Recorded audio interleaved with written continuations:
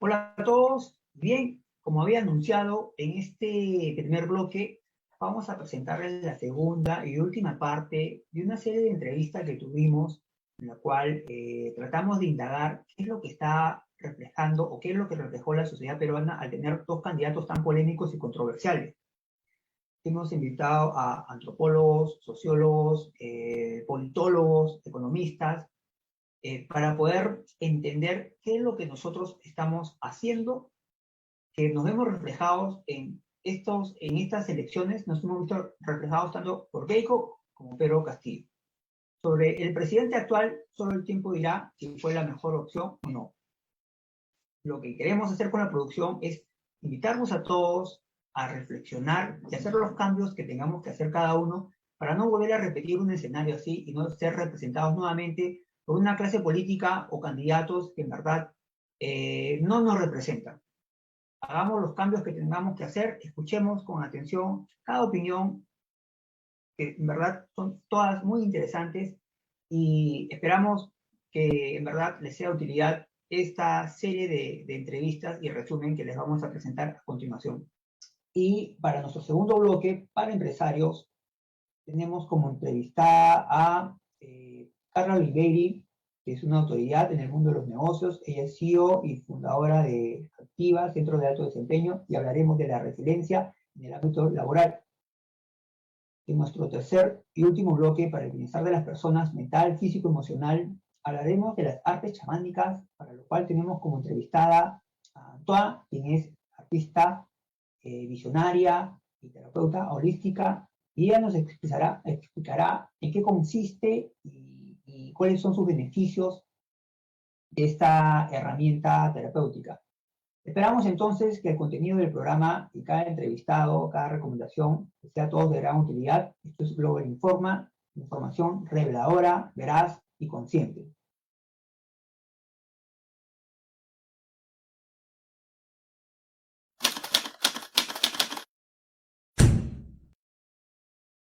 ¿Qué reflexión podrías dejarnos finalmente para nosotros hacer los cambios como población? Porque somos cada uno los que han votado, ¿no? Y en un futuro no tener un escenario, ¿no? Como este. A ver, en primer lugar creo que es importante tener en cuenta de que lo ideal es muy subjetivo, ¿no? O sea, mi candidato ideal puede ser diferente a tu candidato ideal, así como el de todas las personas. Entonces, Pedro Castillo puede ser un candidato ideal para un gran número de ciudadanos, al igual que Keiko Fujimori puede ser la candidata ideal para un gran número de ciudadanos. Aquellos que no se sientan representados, que en general es la mayoría, porque es la mayoría quien no ha votado por ellos, alrededor pues creo que del 80%, pues sería una de las soluciones el hecho de pues involucrarse en la política, ¿no? Sin duda, es importante que los ciudadanos no veamos las elecciones como el único momento en el de participación política. De hecho, es importante que nosotros nos acerquemos a los partidos políticos, pero no solamente eso, sino todo el tiempo estar cuestionándolos, ¿no? No sé, por ejemplo, qué tipo de actividades las has hecho, o sea, se han hecho respecto a los candidatos, ¿no? O sea, si le has preguntado al candidato de tu región electoral, de tu distrito electoral, qué cosa plantea. O sea, no solamente es informarse más sobre la política, que sin duda es importante, sino también participar, ¿no? Y creo que sí es también, hay que tener en cuenta que en verdad es una cuestión bastante subjetiva señalar de que estos son como los dos males, porque como dije, realmente es una cuestión como personal, ¿no? Quizás hay una persona que en verdad considera que esto, o sea, que ha votado por uno y por otro como algo que realmente lo creamos, o sea, realmente crea en él.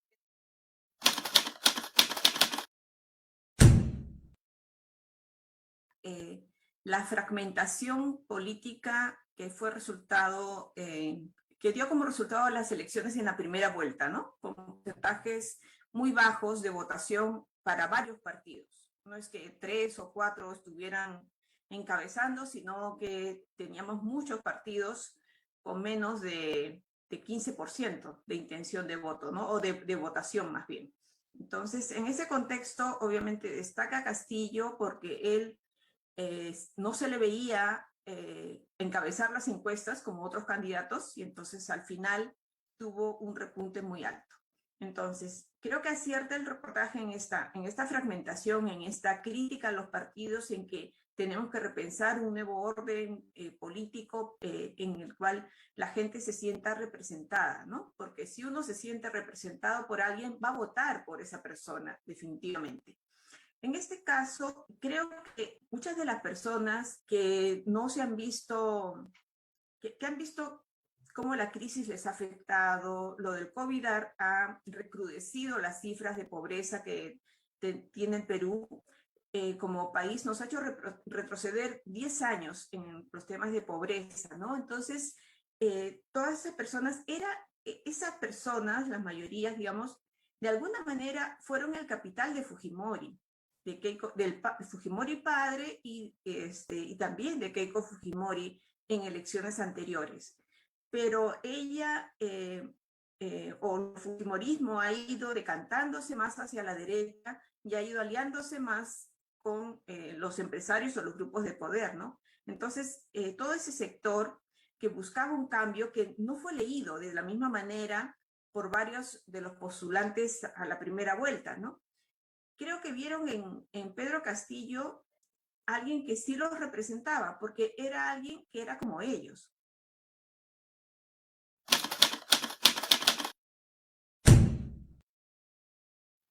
No, no creo que haya ingenuidad, al contrario, hay una visión de las cosas sumamente clara.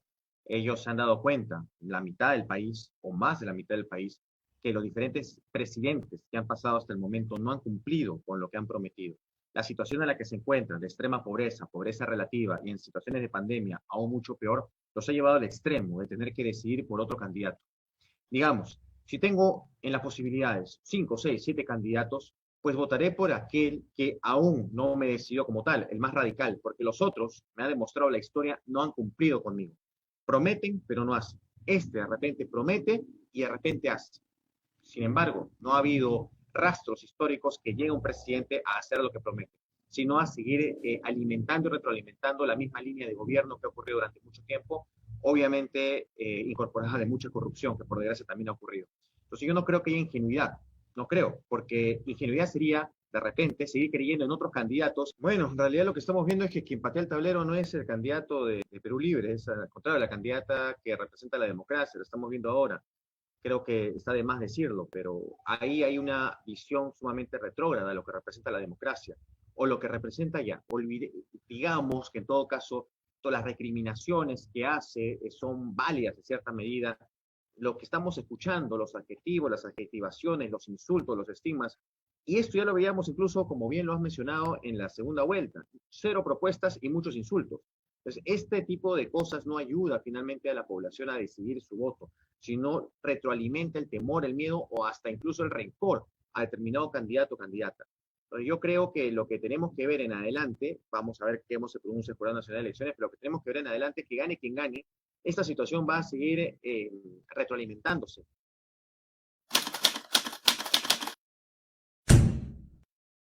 Así que creo que hay que tener en cuenta primero esas dos cosas y desde ahí partir con humildad y decir, ok, sabiendo estos sesgos, ¿no? de qué significa votar, ¿qué podemos hablar de la política en el Perú o de la sociedad peruana? Y yo creo que hay que tener humildad en el sentido de que el análisis no trascienda. Por ejemplo, el tema del diálogo que parece ser algo evidente, nos falta conversar, ¿no es cierto? Nos falta encontrar aquellas estrategias para hacer puentes en vez que destruirlos. Parece ser algo como que falta, ¿no? O como que no estamos entrenados para hacerlo.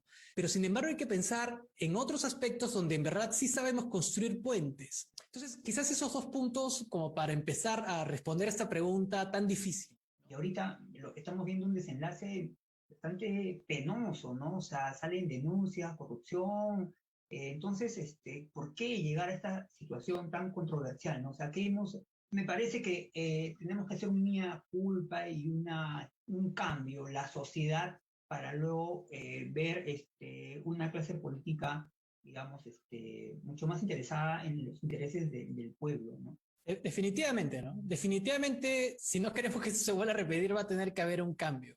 No hay que ser injustos. De hecho, Keiko y Castillo tienen características que han sido avaladas por la población, ¿no? Digamos, no han sido las características que la población originalmente hubiese querido, pero igual ha avalado, ¿no? Por ejemplo, Castillo ha respondido a la pregunta de ¿quién quiero que sea mi presidente? ¿No? Un tema, no qué quiero que haga, ¿no? Ha respondido a quién quiero que sea, cómo debe de verse, ¿no? ¿De dónde debe de salir? ¿A quién debe representar? ¿A quién se debe de parecer?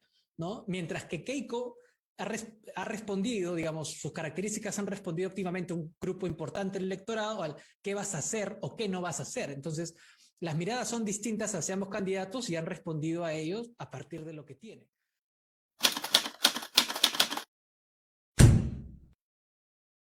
Una movilización social importante, una movilización social en zona urbana, rural, de queje, etcétera, pero que esta no es canalizada. Y el problema de que esta movilización social no sea canalizada, que no encuentre un momento de representación, etcétera, es que esta movilización se te puede desbordar. Es decir, digamos, las protestas sociales que hemos visto en las zonas, por ejemplo, mineras, en zonas que no han podido recibir el apoyo del Estado, etcétera, en extrema pobreza, no están siendo canalizadas. Entonces, si es que simplemente le dice a la ciudadanía que no hay forma de que su protesta o su queja llegue a los canales, digamos, políticos donde se pueda presentar una solución, entonces le estás diciendo básicamente que el sistema de representación no funciona. Y eso es lo peligroso. Entonces, el tener movilización social es importante, pero aquí lo que está fallando no es la ciudadanía, sino es la clase política que no recoge eso y no lo canaliza. Entonces, después no se puede estar quejando de que tienen muy baja aprobación, que nadie vota por ellos, o que justamente se están presentando soluciones autoritarias. Ese es el gran problema. Entonces, aquí yo creo que el gran responsable desde atrás, ¿no? De esta elección de atrás, es nuestra clase política que no ha sabido justamente presentar una buena oferta, canalizar esta representación, y cuando han tenido el poder, hemos visto que justamente se rompe un poco más esta relación ciudadanía-clase política. Un ejemplo es el congreso que tuvimos en el 2016 con el fujimorismo, que si bien es cierto, yo creo que esta crisis de representación es una cosa que se venía agravando de pocos, del 2016 adelante se exponenció, y en parte justamente por todos los conflictos políticos que había.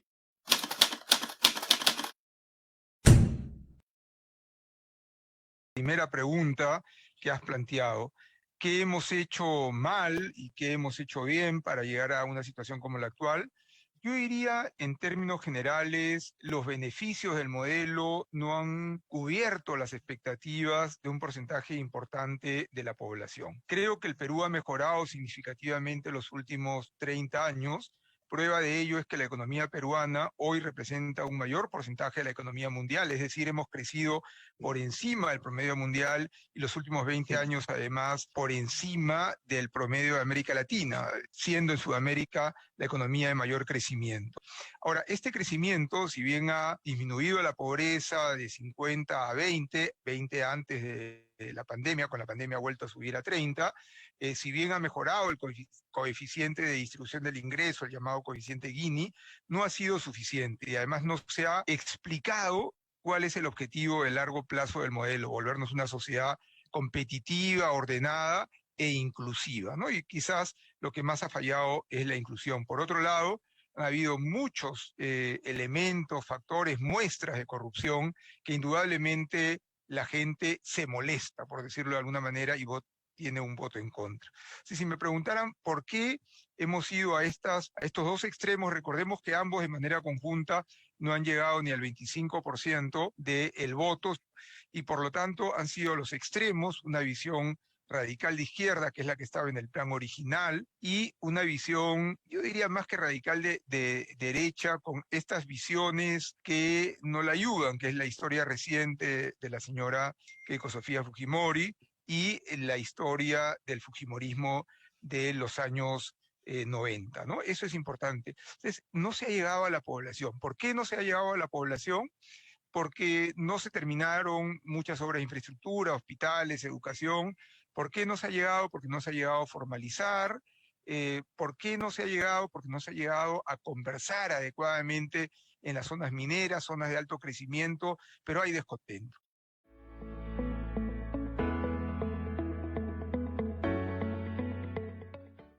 Bueno, continuando con el programa, ahora hablaremos de la resiliencia en el ámbito laboral, para lo cual tenemos como como invitada, y en verdad es un honor tenerla a ella.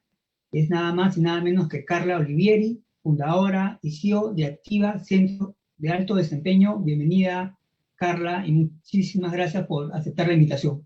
Gracias a ti, Karen, por la oportunidad de compartir sobre todo este tema. Creo que es necesario, ¿no? En esta época. Sí, definitivamente, ¿no?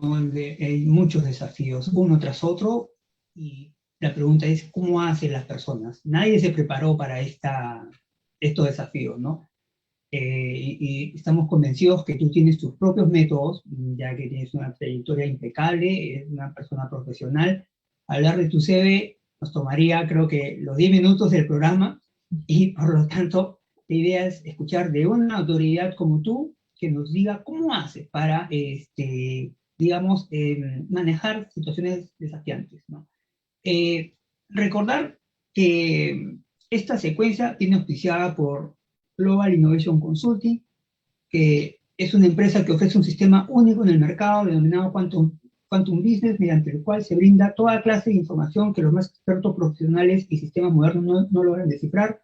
Con esta innovación se logran obtener diagnósticos acertados, se realizan implementaciones técnicas con gran efectividad y brinda soluciones ante cualquier desafío organizacional. Sus principales servicios son detectar nuevos consumidores y mercados potenciales, brindar información de inteligencia para solucionar cualquier dolor organizacional, y la innovación permite suministrar toda clase de información de alto valor a cada área de la organización. Contáctelo a través de sus redes que aparece en pantalla y su página web. Bien, para iniciar la entrevista, el equipo de producción ha elaborado un reportaje, una nota periodística. ¿Te parece si lo vemos y luego comenzamos con la entrevista? Claro. Marzo del 2020 quedará como una fecha en la cual cambió la vida de muchas personas, sobre todo para las empresas y trabajadores, los cuales se pudieron ver distanciados por no saber cómo superar los retos que se avecinaron en estos nuevos paradigmas, olvidándose que lo fundamental para el buen funcionamiento de una organización es el factor humano. Sin embargo, la solución a esto está al alcance de todos, es la capacidad de adaptarse y superar cada problema.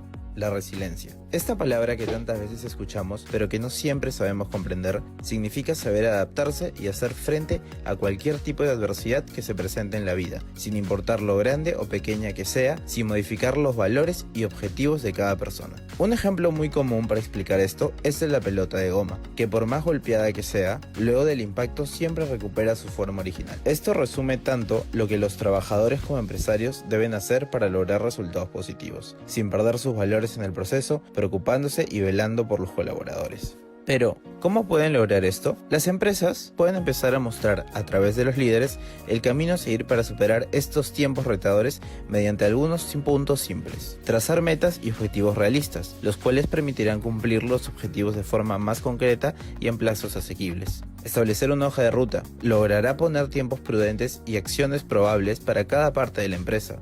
Centrarse en el presente. De esta forma se concentran en el ahora, dejando de lado las distracciones que puedan surgir. Adaptabilidad. Cambiar las cosas que ya no funcionan en este contexto sin perder los objetivos. Este es un punto crucial, el cual va ligado con abrazar los nuevos medios como la digitalización y los servicios en línea. Incentivar la cooperación. Funcionará de forma que los empleados no se sentirán solos en estos momentos. Se busca unir al grupo de forma orgánica para poder tener un mejor resultado. Crear una cultura empresarial. Dejar en claro cuáles son los valores, normas y el comportamiento que se espera de los colaboradores para alinearlos en una misma dirección. Esto en conjunto mejorará tanto la productividad como el ambiente de trabajo, evitando incluso el burnout y estrés laboral. Por otro lado, los trabajadores también deben usar la resiliencia para superar estos momentos tan inciertos, teniendo en cuenta otro tipo de puntos. La adaptabilidad. Así como en las empresas, los colaboradores también tienen que acostumbrarse a las nuevas herramientas. Es importante tener una actitud de apertura a las cosas nuevas que ayudarán a seguir realizando de la mejor forma el trabajo usual. Establecer retos personales. Frente a una situación adversa, es importante ponerte objetivos personales para poder ver tu avance frente a estas situaciones y cada pequeño logro te irá motivando. Celebra tus logros. Tan importante como ponerse objetivos es poder celebrarlos. De esta manera, se crea un hábito mediante el cual te enfocas en las cosas positivas por más pequeñas que sean, antes de solo abrazar lo negativo. Finalmente, con todos estos puntos, buscamos darles a los empresarios y trabajadores un mensaje de aliento frente a esta situación. Son justamente en estos momentos de crisis en donde se pueden crear cosas increíbles e incluso desarrollar habilidades que no creíamos poseer. Y luego de haber visto el reportaje que elaboró el equipo de producción, la pregunta es, ¿qué otros métodos o técnicas, ¿no?, para, digamos, hacer frente a los cambios y desafíos puede uno, digamos, encontrar o empezar a adoptar, ¿no? O sea, hay métodos de autoobservación, inteligencia emocional. ¿Cuáles crees tú, Carla? Por favor, si nos puedes dar algunos consejos. Sí, bueno, primero que nada, súper bueno ese reportaje porque nos resume qué significa la resiliencia, y me encanta la metáfora de la pelotita, ¿no? Porque la resiliencia es básicamente ante la adversidad que nos tumba, tener la capacidad de rebotar. Porque la pelotita puede rebotar, pero también puede hacer esto, toc, toc, toc, toc, toc, y se queda muerta en el piso. Y eso pasa muchas veces, sobre todo en momentos en donde la coyuntura es compleja o estamos viviendo un momento que nos invade la cabeza todo el día. Se me ocurren algunas cosas que yo trato de practicar en la empresa, con consultorías y en mi familia también, porque la casa es una organización que uno tiene que mantener a flote, y el día de hoy todos estamos invadidos de pensamientos complejos. Lo primero es tener claro que por más compleja que sea la coyuntura, no va a afectar la totalidad de tu vida. No hay forma que cualquier cosa negativa que suceda va a afectar todos los ámbitos de tu vida. Afectarán una parte, una porción o inclusive un aspecto de tu empresa, pero no necesariamente todo. Entonces hay que ser un poco racional en esto para poder entender, poder analizar en qué aspectos podría estarme afectando. Lo segundo es que no tengo que estar pensando en eso que me preocupa todo el día, y generalmente lo hacemos. Y depende nada más de nosotros. Si yo me acuerdo que hice un video sobre esto hace un tiempo, si yo meto el dedo en el enchufe, me pasa corriente y saco el dedo. ¿Necesito mantener el dedo metido en el enchufe todo el día para saber que me va a pasar corriente? No, con ese primer chispazo suficiente. Lo mismo con lo que estamos viviendo, sea pandemia, sea coyuntura política, sea lo que sea. No necesitamos estar pensando en ello todo el día para saber que es una situación compleja. Tenerlo presente es suficiente. ¿Por qué? Porque si piensas todo el día te bloqueas y te paralizas y quedas en el piso. Entonces, a eso hay que añadirle el tratar de ser optimistas, que no es lo mismo a ser positivo. El positivo es una persona que dice que bien, todo va a estar bien, todo va a estar bien, todo va a estar bien, lo cual es simpático, pero no es tan efectivo en situaciones como las actuales. El optimista es un positivo realista. Es una persona que sabe que la situación está complicada, sabe que hay problemas en el camino, pero confía en sus capacidades, confía en que se viene un futuro un poquito menos gris o promisorio. Entonces, esta es un modo de vida el ser optimista. Hay que practicarlo muchísimo. Y para ello es súper importante hacer un barrido de la situación y ver qué herramientas tengo yo, qué salidas podría tener para, si se presenta el peor escenario, yo poder defenderme y poder rebotar, porque de eso se trata la resiliencia, de rebotar. Pero depende mucho de mi trabajo, de mi actitud y del esfuerzo de cómo me preparo y de poder guerrear mi cabeza para poder, que es la principal herramienta hoy, ¿no? Claro, ¿y qué pasa con las personas que no digamos, están como que enganchadas con el miedo, ¿no? O sea, viven del miedo y se enganchan y lo expanden. Donde están, van expandiendo. Van a la oficina, lo expanden. Van a tu casa, lo expanden. Van a las reuniones y expanden. ¿Qué cambios podría hacer esa persona que probablemente tiene ese chip muy insertado, ¿no? Lo tiene, digamos, su estilo de vida, vivir así. ¿Cómo podría hacer un cambio una persona Sí, el no miedo con... es terrible, porque el miedo, como tú dices, cuando tengo mucho miedo y no tengo la confianza de poder sobrellevar la situación compleja porque el miedo me invade, quiero contagiar a todo el mundo de miedo para que todos se sientan igual y se genera este sentido de pertenencia como una especie de club, pero alrededor de algo tóxico. Entonces, al miedo hay que entenderlo, porque el miedo siempre va a estar ahí, con COVID, sin COVID, con coyuntura política compleja, con competencia dura en el mercado, con lo que sea, siempre va a estar presente el miedo. Y los emprendedores, los empresarios, los líderes, los estudiantes que están en camino a ser líderes, tienen que aprender desde ya a convivir con el miedo. Y el miedo tiene una principal estrategia. Cuando tú quieres tomar un camino X, el miedo va a levantar todas tus debilidades, va a ponerle todo. resaltador amarillo a todo lo que te aterra. ¿Para qué? Para que te estanques, para que te quedes donde estás y no hagas nada.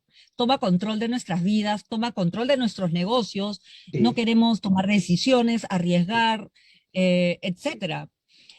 ¿Qué hay que hacer? Aprender a hacer las cosas y continuar con nuestras vidas con el miedo al costado. Como, número uno, llevar un inventario de todas mis capacidades a nivel individual, si es que soy yo el dueño, el líder de un negocio o de mi familia.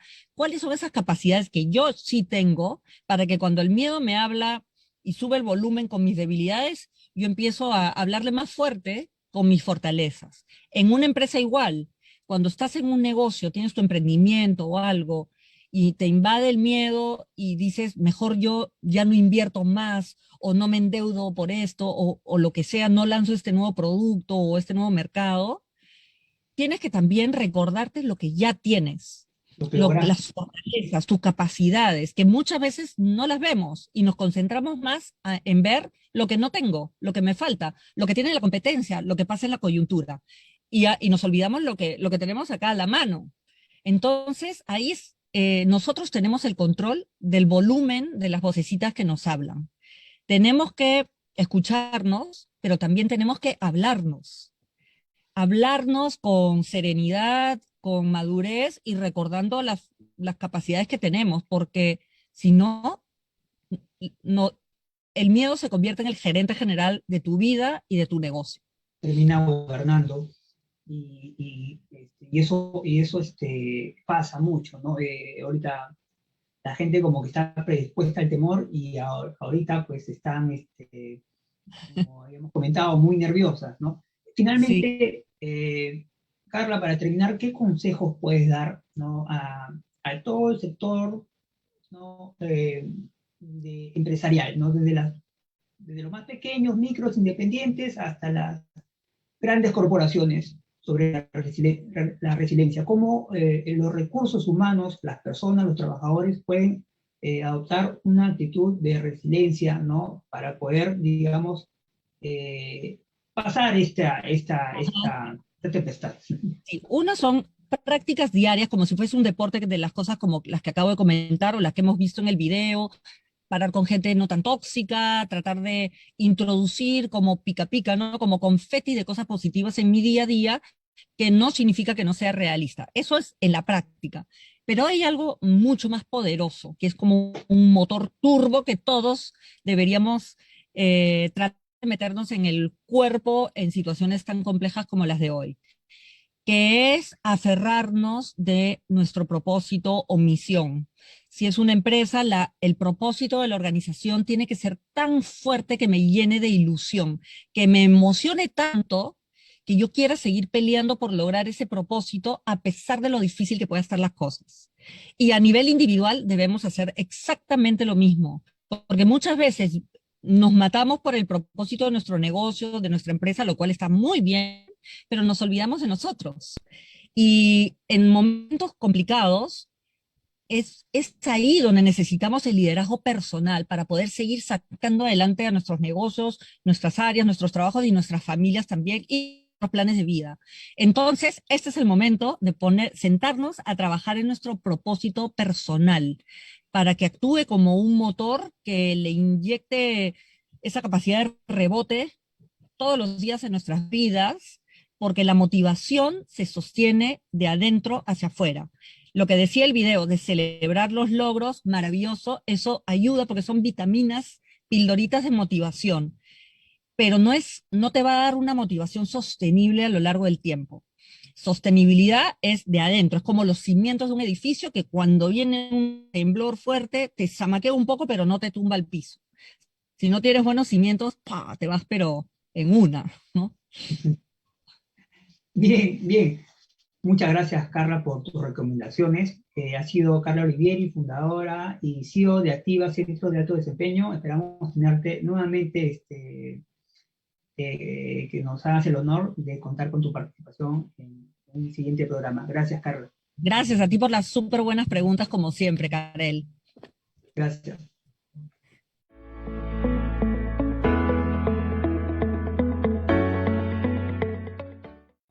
Y bien, para finalizar el programa, en esta secuencia donde hablamos siempre de técnicas para el bienestar de las personas, mental, físico, emocional, espiritual, traemos siempre un invitado. En esta secuencia hablaremos de las artes chamánicas, para lo cual tenemos como entrevistada a Antoine. Ella es artista, visionaria y terapeuta holística. Bienvenida, Antoine. Muchas gracias por aceptar la invitación. Muchas gracias, Karel. Acá estamos desde el Valle Sagrado, Cusco, junto a la energía linda de la Madre Tierra, de los sapos sagrados. Un saludo para todos. Que Cusco, bueno, pues siempre tiene una energía diferente, ¿no? El cielo, el paisaje, es totalmente diferente, ¿no? Ahorita acá en Lima estamos, bueno, pues por el clima, por la temporada, cielo gris, frío, pero igual estamos bien. Bienvenidos. Sí. Y tú eres de España, ¿cierto? No, yo nací en Chile, pero he vivido en Brasil. Ah, Chile. Interesante. Y ahora estamos acá en Perú. Interesante. Bien, antes de comenzar la entrevista, quisiera nombrar al auspiciador, quien te trae, quien es Global Holistic Treatment. Es una empresa que brinda el más diverso y completo portafolio de servicios para el bienestar emocional, mental, físico y espiritual de las personas en general, de cualquier edad, de cualquier región o espacio geográfico. Cuenta con expertos terapeutas internacionales, en este caso como Antoine, ofreciendo desde los servicios terapéuticos más convencionales hasta los más alternativos. Todo por videoconferencia y de manera digitalizada. Contáctenos contáctenos a través de sus redes que aparecen en pantalla. Bien, para iniciar la entrevista, el tema, como había mencionado, son las artes chamánicas. Pero antes de hablar del tema, quisiéramos conocerte un poquito, Antoine. ¿Nos puedes explicar tu experiencia y trayectoria en el mundo de las artes y las terapias? Bueno, dando más que nada una pincelada de cómo comenzó esto, fui criada por madre y padre que también se relacionaban con el mundo del arte, pero a través de lo que fue... ¿Aló? A ver. ¿Me escuchas bien? Sí, se escucha muy bien. Ahí está bien. Sí. Entonces, como te comentaba, dentro de mis inicios, tuve mis ancestros que ellos se relacionaban con el mundo de la música, del teatro, y las líneas, las formas, solo que cuando fui creciendo me di cuenta de que no había sido juzgado o había sido reprimido, y a través de mi ancestralidad yo ya venía con eso dentro de mi ser desde niña. Luego decidí ya cuando grande comenzar de una forma técnica a profundizar mis estudios y comencé a realizar una carrera de licenciatura en artes, pero luego me fui dando cuenta de que el arte que estaba llevando no era el arte que yo necesitaba expresar. Así que decidí irme de Chile, me fui en un viaje iniciático por toda Latinoamérica, teniendo como base Brasil. Ahí se fueron presentando muchos procesos, muchas muertes y renacimientos, que en realidad necesitaba compartir. Era un arte medicina, un arte que así como me estaba sanando a mí y a toda mi ancestralidad, liberando y sanando, también lo estaba haciendo con personas. Por ejemplo, el hecho de pintar un cuerpo ya no estaba haciendo de una forma estética, sino más bien medicinal. Porque cuando una persona era citada para realizar algún trabajo de body paint, Claro. al pintar algún símbolo o algún color en cierto lugar del cuerpo, yo me impresionaba, porque la persona me hablaba, wow, justo en este órgano tengo un problema, y justamente utilizamos un color específico. Yo quedaba como, wow, todas esas cosas las iba notando a través de muchos años atrás, y me fui dando cuenta de que la pintura, los colores, el movimiento, todo era parte de una sanación. Y he ido viviendo en lugares sagrados de la Madre Tierra, conectándome con los espíritus de la Madrecita Tierra, como es el fuego, el agua. Entonces las personas ya de a poco comenzaron a venir, ¿no?, y a hacer unas inmersiones profundas en lo que es el arte y la conexión con la Madre Tierra.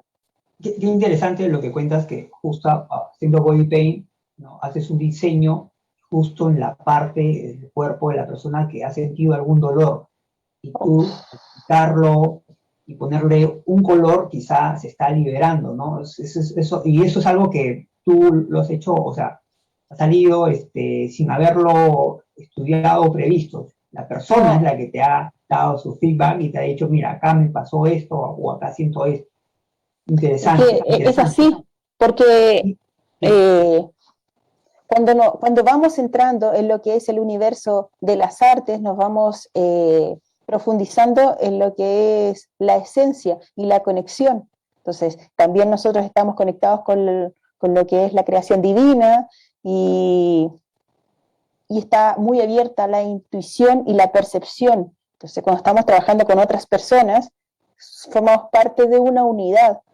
Entonces, lo que le pasa a la persona me lo transmite para luego yo realizar con intención y conciencia algún símbolo, algún color. ¿Me entiendes? Sí, y en el camino tú conociste el chamanismo. Bueno, dentro de mis inicios, yo nací en tierras sagradas mapuches, ¿ya?, donde en alguna ceremonia antes de salir de Chile, tuve el contacto con una machi o unas chamanas mapuches, donde ella me dijo unas palabritas sagradas para mi útero, en el cual como misión tenía que salir de Chile y realizar, yo no sabía lo que iba, pero tenía que realizar algunas misiones importantes, como reconectarme yo con mi poder, el poder que todos tenemos, ¿ya? Pero primero tiene que partir de uno sanarse, uno encontrar su camino para luego compartirlo.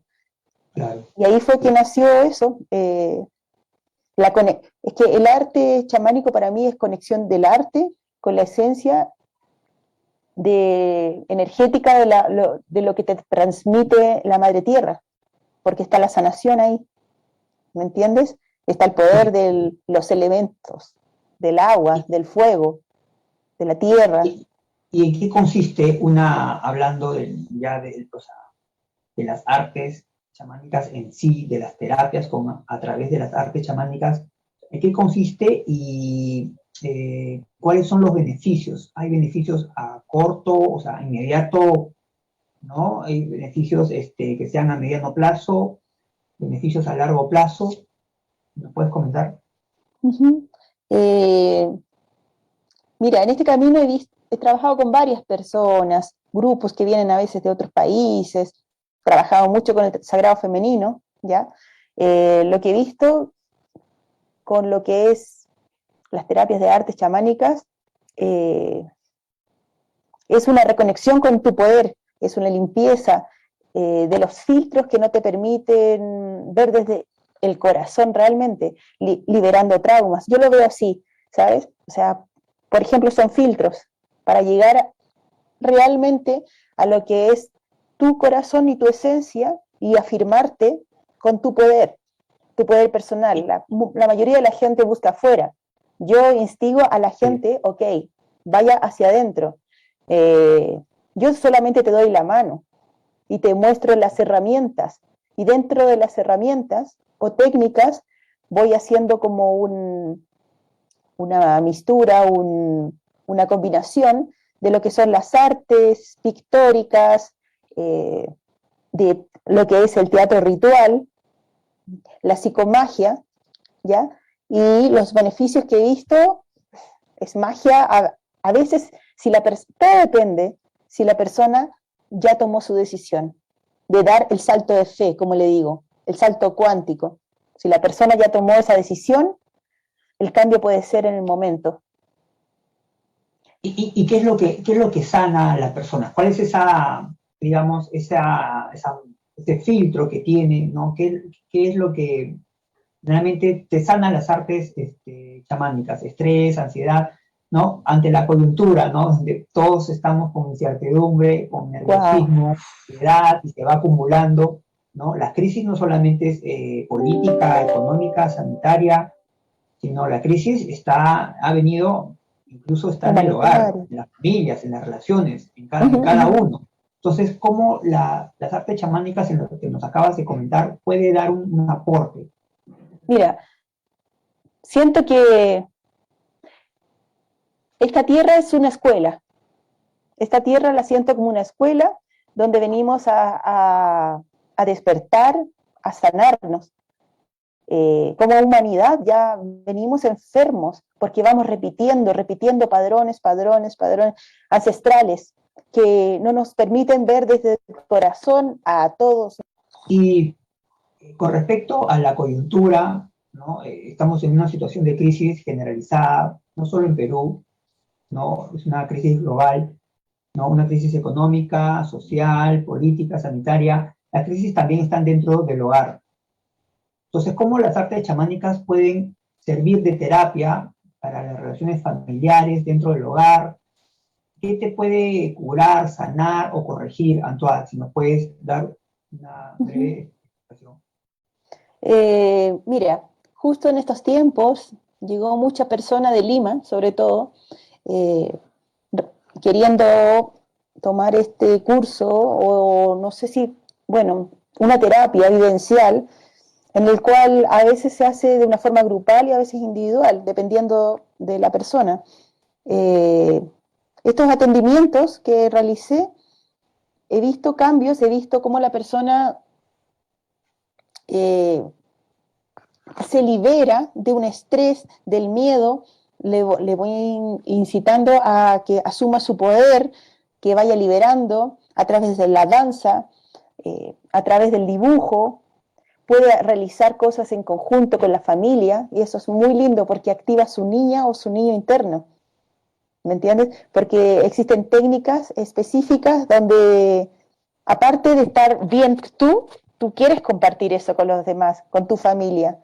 Ahora muchas personas han estado ya en el confinamiento, ¿me entiendes? Entonces eso genera un estrés de por sí, no acostumbradas a estar mucho tiempo con sus familias o con la incertidumbre, pero esto te ayuda a confiar en la perfección del todo, que toda crisis o todo movimiento desconocido siempre nos va a llevar a una transformación y cada transformación es buena. Así que yo siento esto, suelto, libero y confío, porque todos somos parte de una unidad, todos somos parte del amor, y el amor en perfección. Qué bien, qué bien. Bueno, ha sido Antoine, artista, visionaria y terapeuta holística. Pueden contactarla a través de la red de Global Holistic Treatment. Muchas gracias, Antoine, por informarnos un poquito más sobre las artes chamánicas. Queda abierta una segunda entrevista para profundizar un poquito más y quizás nos puedas hacer un ejemplo. La tenía aquí. Queda pendiente el que nos des un ejemplo de cómo a través de las artes, el dibujo, la expresión humana, uno puede, digamos, encontrar su equilibrio, corregirse, sanarse, etc. Gracias, Antoine. Exacto, muchas gracias. Gracias.